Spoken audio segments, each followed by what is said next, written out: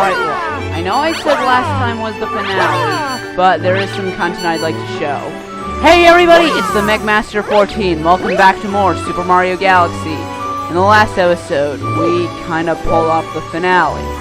But in this episode, I'm going to be showing you some bonus content that I didn't show you during our normal adventure, and thus I'm going to show you now. And here is Rosalina's library. Ooh. Now you unlock different parts of this story as you collect more stars. And this is the final part of Super Mario Galaxy. This is pretty much the backstory of the entire game. So, I really hope you guys enjoyed this. So, let's just sit back and watch the backstory of how this all started. Chapter 1, The Celestial Duo. Our story begins on a very, very, very long time ago with a young girl. One day, this girl spotted a rusted spaceship holding a small star child. "What's your name? Are you lost?" the girl asked the star child.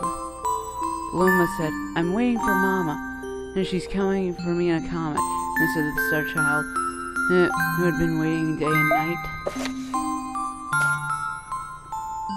"Don't worry, I'll wait with you," the little girl promised Luma. At nightfall, the little girl borrowed her father's telescope and peered into the sky. She looked and looked, but saw nothing. Hours turned into days, and then years, but still, the sky revealed nothing.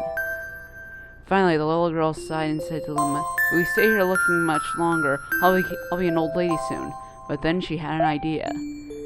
"Why don't we go out there and find your mother ourselves?"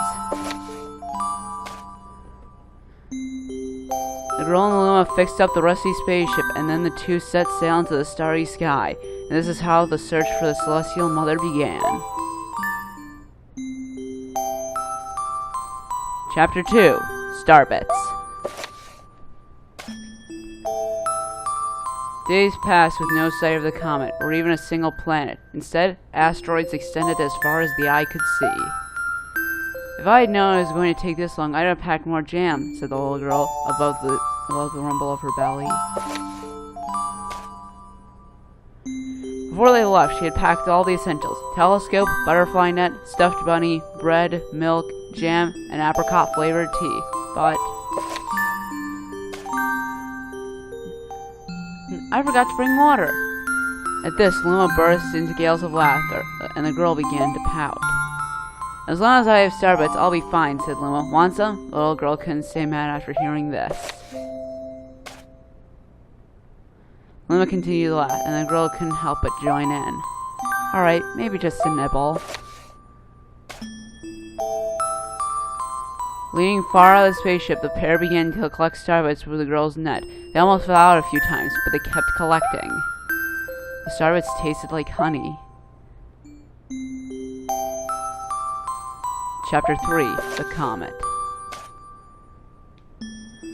A beam of light pierced through the ship's windows. Thinking it was the morning sun, the girl peered through the window, only to find it was a turquoise-blue comet shimmering at her. The little girl shook the sleeping Luma awake and shouted excitedly, "We have to get to that comet!" The pair descended on the comet and found it was made of ice. They looked high and low, but the Luma's mother was nowhere to be found. Exhausted, the little girl sat down with a flop, utterly unable to take another step. "Look!" Peering down at the icy ground. Okay, sorry, I skipped ahead of page. "There's ice here, but it's so warm, I'll bet, and there's water here too." The two decided to stay on the comet for a while.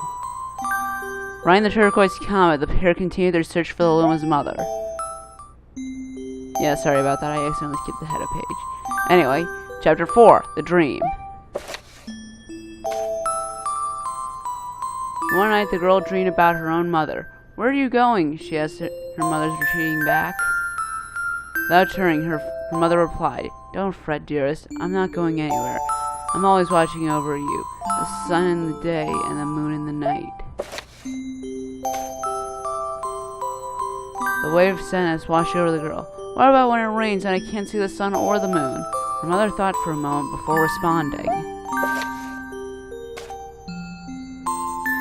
I will turn a star into the clouds and wait for your tears to dry. When she awoke, the girl's face was damp with tears. You have starbits in your eyes, said Luma to the girl. Wiping her face, the girl replied, These are tears, not starbits. I'm crying because I'll never see my mother ever again. At this, Luma began to cry too. Mama, oh mama.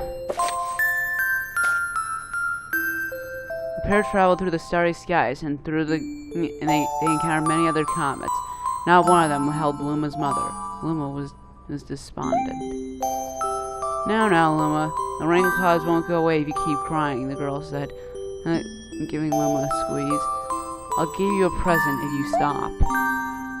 The girl closed her eyes and said gently, I'll take care of you. With these words, she felt a small spark in her heart. Chapter 5. Home. The kitchen will go over there, and the library will go over there, the girl said busily to herself. I'll put the gate here.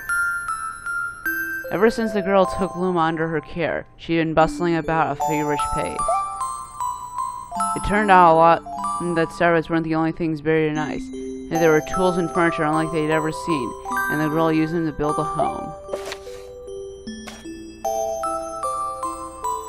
Looking at the completed house, Luma remarked, Don't you think it's awfully big for just the two of us? The library, bedroom, kitchen, fountain, and gate, it was certainly spacious, but still, something seemed to be missing. Only my father, brother, and mother were here, the girl said wistfully. Indeed, the house was too large for its two small residents. At night, clutching her favorite stuffed bunny close to her heart, the girl fell asleep in the starship. Chapter 6. Friends. Then one day, while the girls sat sipping tea, a tiny apricot-colored planet appeared on the horizon. From that planet, another Luma of the same color emerged. Do the two of you know each other? The girl asked the two Lumas gleefully. Despite the girl's excitement, they seemed uneasy. The two Lumas neither drew closer nor backed away from each other. Instead, they just stared. Then one Luma broke silence. My mama. At once, the apricot Luma parroted back. My mama! My mama! My mama! My mama! The two Lumas began to dance around the girl frantically, and neither of them showed any sign of stopping. The girl was so charmed by this adorable scene that she couldn't help but laugh. This is when something very strange happened. Suddenly, more Lumas began to pop out of the apricot planet. They were different colors, but they all shouted the same thing. My mama! The sight of all these shouting Lumas only made the girl laugh harder. What am I going to do with all these children? The Lumas just stared blankly as she doubled over laughing. I guess we'll have to name each and every one of you. Tomorrow, once she had finished naming all of them, she would begin moving all the Lumas into the new house. Chapter 7. The Telescope. After seeing their 100th comet, a sudden thought popped in the girl's head. I wonder if my home planet is still as blue as it was. That's when she remembered her father's telescope. Peering into the telescope, a tiny blue dot floated into the sight. It was smaller than a starbit. How strange! It feels so far away, but it feels so close. She twisted the knob of her telescope, and the blue dot grew until she could make out a grassy hill dotted with flowers. It seemed very familiar to her. Zooming even closer, a terrace on the hill came into view. I used to go stargazing there when I lived on my home planet. She remembered rubbing the sleep out of her eyes and followed her father up the hill to look at the stars. She remembered how she and her brother would sled down that hill. She remembered having picnics with her mother on that hill on bright, windy days. And I want to go home. I want to go home right now. The girl burst into tears, and the Lumas didn't know what to do. I want to go home. I want to go back to that house by the hill. I want to see my mother. The girl was shouting now, her face wet with tears. But I know she's not there. I knew all along that she wasn't out there in the sky. Because she's sleeping under the tree on that hill. The girl's cries echoed through the stars, and a hush fell over the area.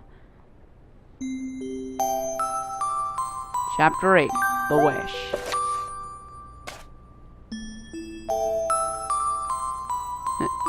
Though usually quite cheery, one day the girl became sad again. Luma drew close and tried to comfort her. Mama, you still have me. And don't be sad about your ma, because she's a part of you. That means she'll always be close by. It's like me. I love starbits because they remind me of my mama. No, the girl said, unable to stop the tears. A lonely look flickered across Luma's face, but it was soon replaced with a wide grin. I have an idea. I will transform into a comet soaring through the...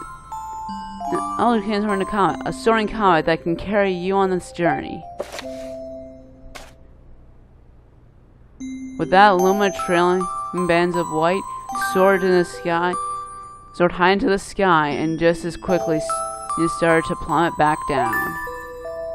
Kaboom! Kablam! The ground shook, and a bright light poured out the crater that the Luma had created. The bands of light twisted together to form a comet tail. And then Luma emerged, reborn as a comet.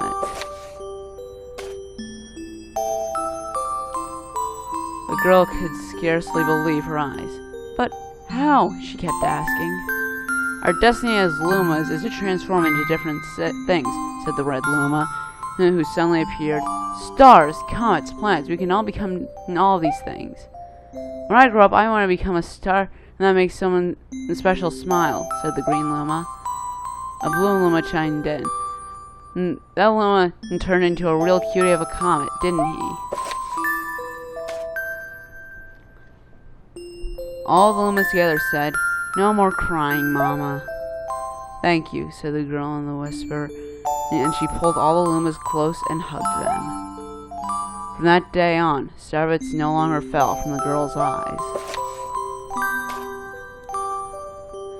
The comet set forth for the girl's home planet, its long tail blazing proudly behind. The final chapter, Family. With its many Lumas and telescopes, the comet was quite a sight to behold. The girl and the Lumas were proud to call it home. At a welcoming party for a new Luma, the girl gathered everyone in the kitchen and said in a louder voice than usual, Alright everyone, let's make a cake sprinkled with starbits. Then it will be a star cake. The Lumas excitedly began to gather the ingredients. As she watched the Lumas scurry about, the girl smiled and thought to herself, This is my family now, and I will stay with them until they're ready to leave the nest. And when they do leave, I'll see them off with a smile.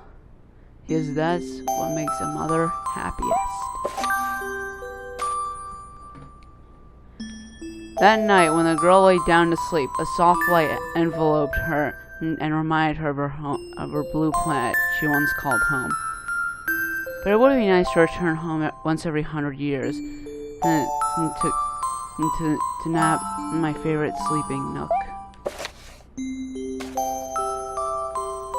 The comet carrying the Lumas and the girl continues on its journey to this very day.